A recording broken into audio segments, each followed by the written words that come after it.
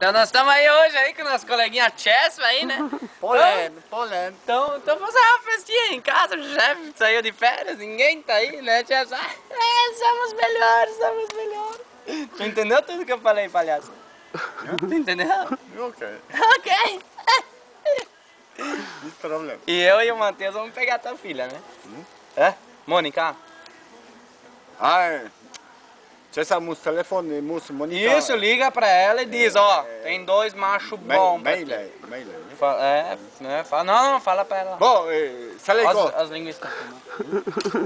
Se lei go. Maila, a Czesław Kuken Polen. É?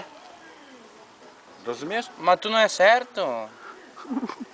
Mas tu é louco. Czesław na Hamsen Polen, Tu nie? é louco. Que pra casa, o quê, meu? Serio, sprechen tu. Nic. É mexicano.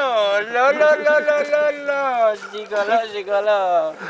Chessa não é normal. No, serio. Mus Doctor. Esse aí, pra quem não conhece, é o Chessa. O cara mais famoso da Polônia. Futebol tam. O cara que faz batata em cima da brasa aí, ó. Olha a Tá situação. bravo o negócio aí. Isso tá uma meia hora queimando ali já. Né, Chessa? Problem. Que problema? Tu acha que eu vou comer esse troço aí? Masło. Mas tá louco, capaz de morrer. Rama. Sól. Rama, sul, Cebula. cebola. Buceta vai também? Kartofel. Não é buceta. Não sei. Ô, Chessa. Vamos aproveitar que o chefe não tá em casa. O chefe saiu de férias uma semana, né? Chefe, sério. Pois é, né? Quem é o chefe? Quem é o chefe? Chefe, sou eu. Sério. Eu. Viu como ele sabe? Viu? Quem que manda? Eu, né? Viu? Eu que sou o chefe. Heute szef, morgen ist szef, Czesław szef. Kausen, Czesław szef. Nix, Ja. vai dar. Oh, Nix pausa. Então o Chessa é nosso coleguinha novo do Matheus aí.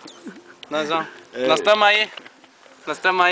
Nós estamos querendo o corpo da filha dele, Mônica. Nós vamos arrebentar ela toda. Ele Nossa. selei com ele, eu selei com ele. Olha como ele gostou.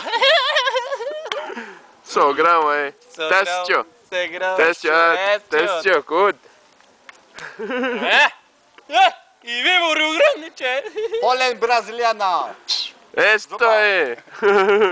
Ele é louco. Desliga esse troço aí, ele tá louco, vai gastar.